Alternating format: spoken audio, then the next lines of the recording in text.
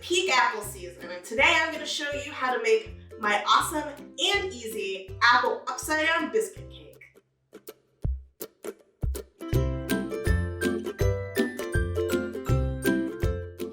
If you're like me, you must go apple picking in the fall. But every year, I kind of forget how much a bushel is. So I end up with so many apples. And a couple years ago, I created this recipe, which is a super easy apple cake that's at home on the dessert table or on the breakfast table, because the base layer of cake is actually made from a biscuit dough. So let's get to making this cake. So the first thing we're going to do is we're going to set our oven to 450 degrees. And then we're going to get our pan ready.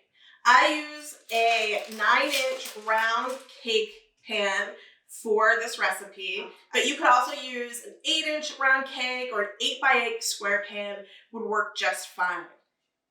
We're going to go ahead and give ourselves some security that our apple upside down cake is going to flip out of the pan. And we're going to add parchment to the bottom, and we're going to spray it with nonstick spray.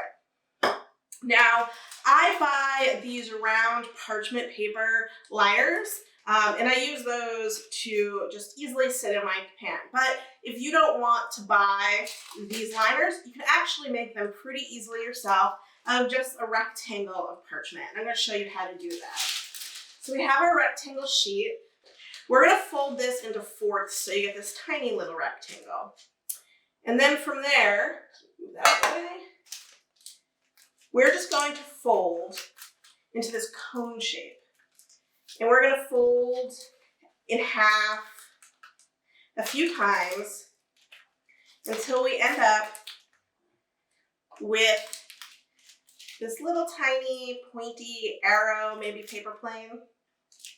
And then we're going to measure it up against our pan so we get a perfect fit. So you're going to take your pan and measure where the central point is. And then we're just going to cut right inside the line that the pan makes for us.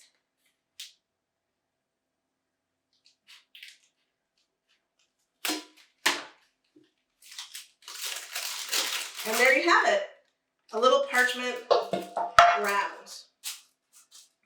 We're also going to spray because we do not want our apple upside down cake to get stuck.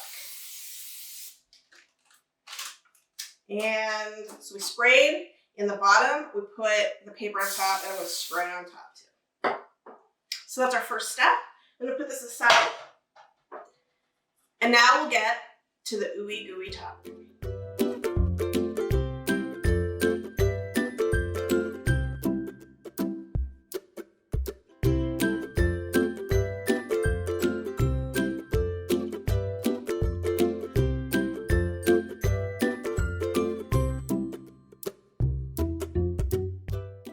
Okay, so first for the ooey-gooey topping, we have some apples to take a look at.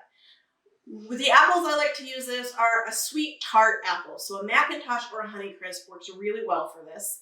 And those are apples we can get really easily here in New England. So what we're going to do is peel our apple.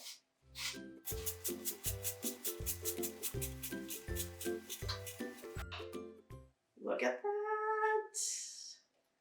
All right, so we're going to peel our apple, and we're going to use a core to core it.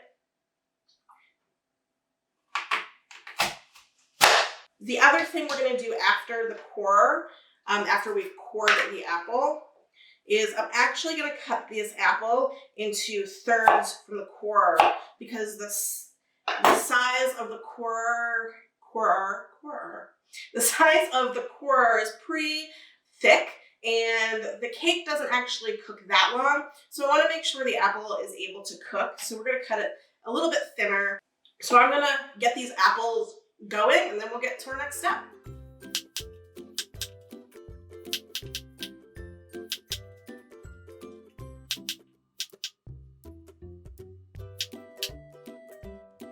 Okay, our apples are all sliced up, and we're going to take half a lemon and squeeze that over the apples. This will do a couple things. First, it'll keep the apples from going brown while we're getting all of our ingredients together. It also adds a little extra tartness to this cake, there's a lot of sweetness going on in the rest of the topping. And so this will help balance some of that sweetness out. And then we've got our spices. We have some cinnamon, some ground ginger, and some nutmeg, which I use whole nutmeg. It lasts forever, and it smells awesome when you're grating it fresh. I love it. Now, if you don't have 3 separate spices, but you have one of those cans of apple pie spice that you buy every year for all your pie and crisp making needs, that'll work just fine here as well. So we'll go ahead, and we're just going to use our hands and give it a toss. Okay, our apples are all cut and spiced, and our next step for the ooey-gooey topping is our butter. We have half a stick of butter here and half a cup of brown sugar that we're going to whisk together.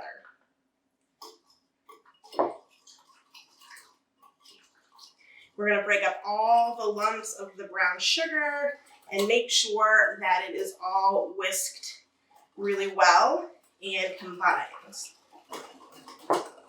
All right, that should do it. Now, when I was thinking about this recipe, I was kind of trying to find a way that I could get myself a sticky bun without all the work of waiting for yeasted dough to rise. And so the next ingredient we have for our ooey-gooey crust are chopped pecans. Like I said in my brownie video, you want to make sure you toast these nuts really well. I toast my pecans at 350 for 7 minutes. That seems like a long time. You're just going to know that they're done when you just start smelling nuts in the air. When I toasted these yesterday, I started smelling pecans. I looked at the timer and there's 14 seconds left. This makes an ultra crunchy and super nutty flavor in these nuts. So don't skip this step. You can toast the nuts for 7 minutes when you're doing something else. Just set a timer so you don't forget them and burn them. So we're going to take our pan and we're going to just add our butter sugar mixture and give that a little stir and get that all into all of the sides of the pan.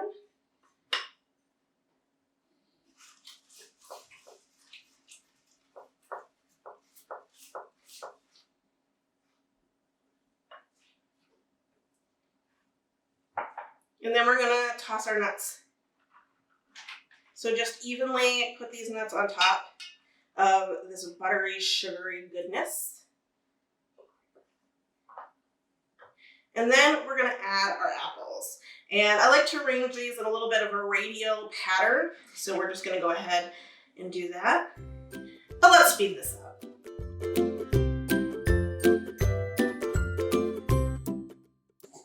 All right.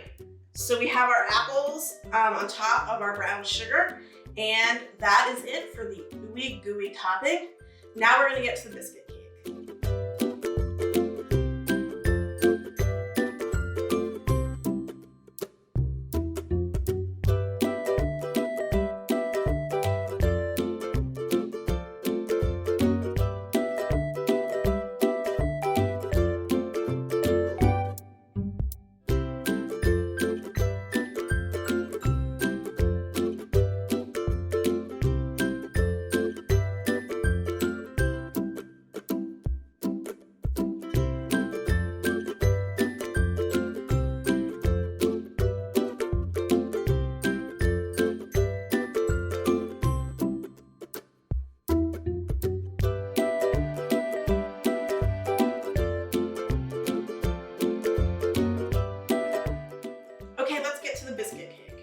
So the first thing we're going to do is take some cold buttermilk.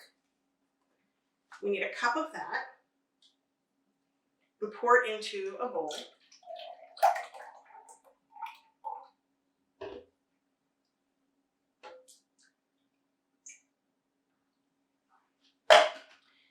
And the buttermilk gets combined with melted butter. So we have some melted butter, a stick of melted butter that we melted and just let sit for a couple of minutes just to cool down slightly as we're going to pour it into this dairy. And this is the magic. So when you're making normal biscuits, you normally knead in the butter into the flour and make kind of a coarse crumb so that the butter creates little pockets of fat in water, which is what butter is made up of. And then when the biscuits go into a hot oven, those little pockets of hot fat and water, the water escapes and creates the flakiness or the fluffiness you get into a biscuit. So what's going to happen is we're going to drizzle this butter in, but it's just going to create these little, pockets of fat as the butter cools and solidifies. And this is going to look kind of weird and gross, but that's the way it's supposed to look. You'll see these tiny little butter beads, and that's that.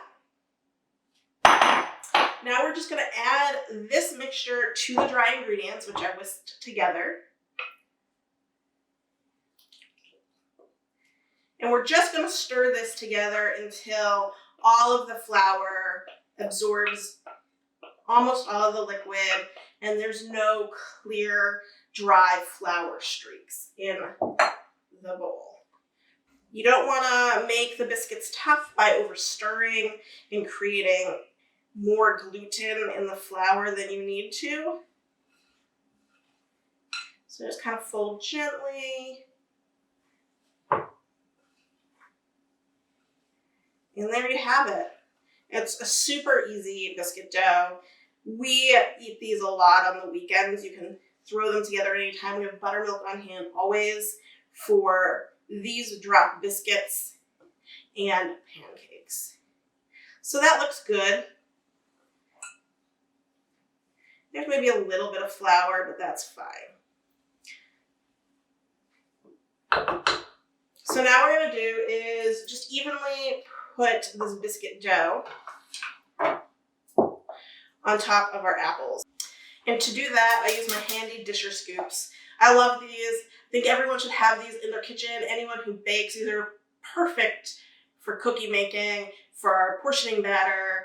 I like them for meatballs. I have 3 different sizes that I use for various sized things. And I'm just going to use this to literally drop these biscuits on top of my apples. All right. We are going to spread this out a little bit so that all of the batter reaches each side of the pan. I'm going to use my other favorite baking tool, which is this offset spatula. I have 2 sizes of these. One's for tiny little things like frosting cupcakes, and this one works really well for spreading doughs and batters evenly in pans. So there you have it. The biscuit dough is spread across the pan pretty evenly. There's a couple of small little pockets that will fill in as the dough spreads and rises in the oven. We're going to put this in a 450-degree oven. Make sure your rack is in the middle of the oven. This is going to take about 25 minutes until the biscuits are puffed up and golden brown. And you can actually temp the biscuit dough to tell when it's done. And it's going to temp about 190 to 200 degrees when this is done. So we're going to get this in the oven, and I'll see you back here in about 25 minutes. All right, we're back. Our biscuit cake is out of the oven. It is very golden brown, and we let this cool for a few minutes, but when I took it out, the sugar was bubbling up along the sides, and it looked so delicious. So we're going to go ahead and do the difficult step, which is flip this out on to this cake stand. First, we did give ourselves some insurance with all that parchment and nonstick spray, but I'm going to take my small offset spatula and just kind of go around the edges to where maybe some of that sticky sugar might make this job a little bit difficult, and just loosen those sides. This is still pretty warm, so it should be okay. All right, pretty nervous about this.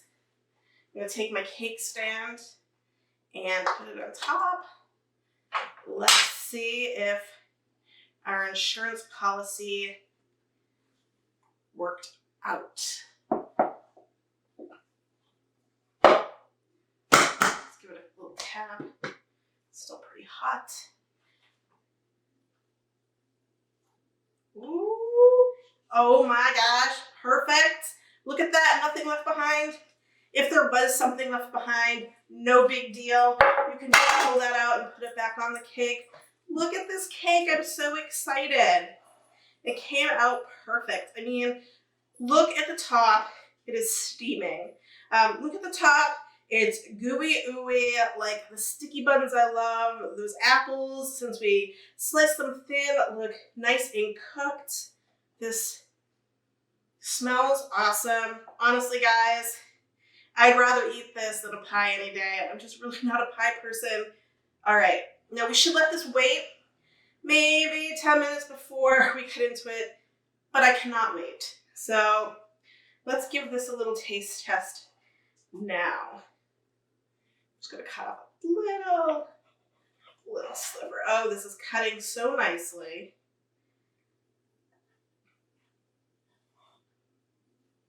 Oh, look at that. Oh my gosh. Looks so good. I can't wait. Oh, fork. Need a fork?